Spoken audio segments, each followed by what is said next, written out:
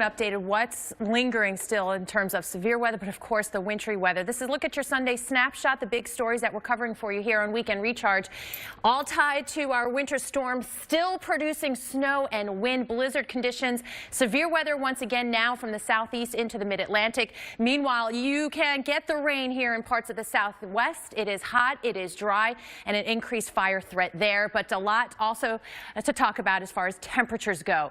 The 60s look pretty good. It's in here where that chill, and I think that's a nice way of saying it, remains. We're talking about record lows and record low high temperatures as well. We'll have a look at that coming up. And we have, of course, along with everything else, that flash flooding concern through tomorrow, but take a look at where we're seeing that from South Carolina clear up into West Virginia, Maryland, southern Pennsylvania, so Charleston, West Virginia, Pittsburgh. It's an idea that we've got some rain and heavy rain at that on the way. Lots of moisture to be used for all of this, and that's no surprise considering what we've seen unfold over the last 24 to 48 hours. To see if we could turn all of that available moisture into rain, bring all of that moisture all the way up into the Northeast and into New England, Mid-Atlantic as well.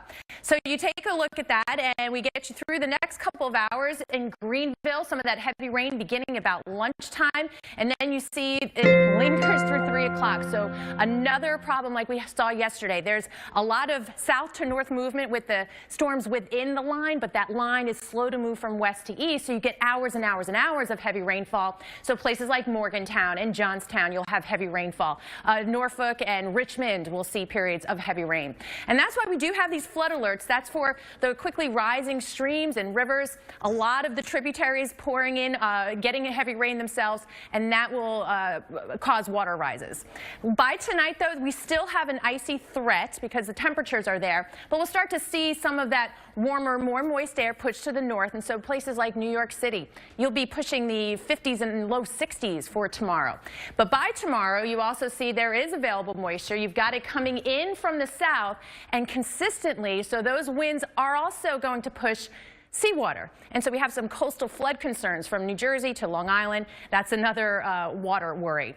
By tomorrow, again, it's not just the rain, it's the wind. Binghamton, one of those situations too. And still where that cold air has not quite been scoured out, it is going to be either chilly rain or maybe even a little bit of ice.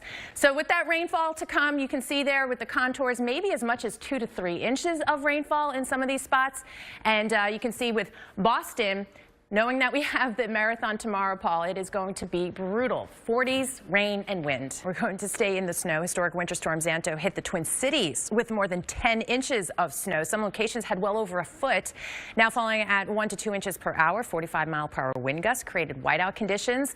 A mess. Justin Michaels joins us live from Minneapolis. Working hard on many fronts. Saw you help someone out of the snowbank there, Justin. For the next couple of hours for a city like Buffalo, yes, that magic number 32. We will get above it looking about lunchtime, but you can still see temps into the low to mid 40s with rainfall. It is still going to be a nasty day, and those surfaces, yes, roadways may be okay, but those first steps out the door, be careful. All right, there's our ice storm warning. Remember, yesterday just isolated here, but now extends all the way along the Lake Ontario Lake Shore. Winter weather advisory includes Bennington and Worcester up to Burlington, and that's for a good reason because there is a little bit of a mess still yet to come, and that does mean the possibility of some ice. So we have our storm system. It is trying to make its way to the east, so will the warmer air, at least relatively speaking. It's just that north side of that front, we still have the potential to see enough of the low-level moisture to create the ice problems. And when there's snow involved too,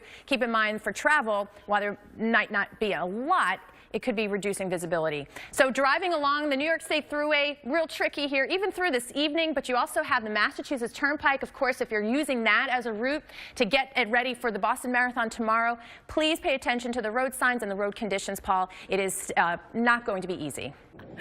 I'm pretty sure that I don't think Cantori's ever called it like that. That's amazing. Winter, he spoke it, and it came to be the power of positive thinking. All right, winter weather is still in full boom here across the upper Midwest this morning. Thunder snow rumbled and rattled in the Twin Cities metro Saturday. I mean, Thunder snow was all over the place for 2 days. It was wild to see on the radar. But unfortunately, when you have that dynamic system to produce thunder snow, and a lot of it, you know it's going to be a mess for travel. And that's what we have already. And still this morning, talking about major interstate, I-90 closed between Vivian to Sioux Falls, both directions until further notice because of blizzard conditions. And if you look at the radar, you're thinking, okay, there's no snow. We're done with the snow. We're not done with the wind. And that's the problem with the blizzard conditions. That's the factor. With blowing snow, reducing visibility. And so it's really tough and dangerous for crews to be out there. So take a hint from them.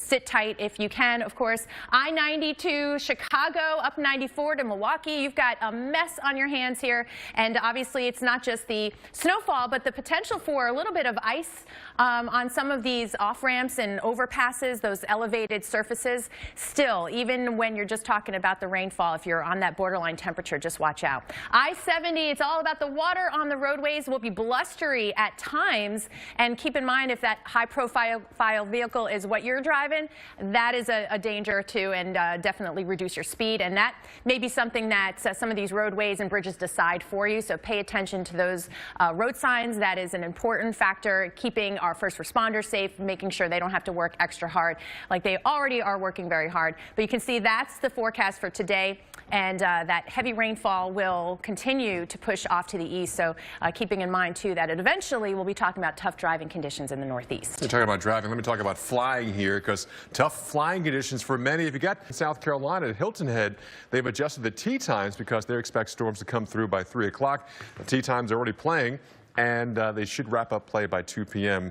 Storms come in shortly thereafter, so they should get the final round in. All right, well, obviously we're talking winter and spring, and they're duking it out over the eastern half of the country today. Blizzard in the north, tornadoes in the south. This topsy-turvy weather can hit retailers and farmers hard. Well, let's talk about weather and your wallet with our business weather analyst, Paul Walsh.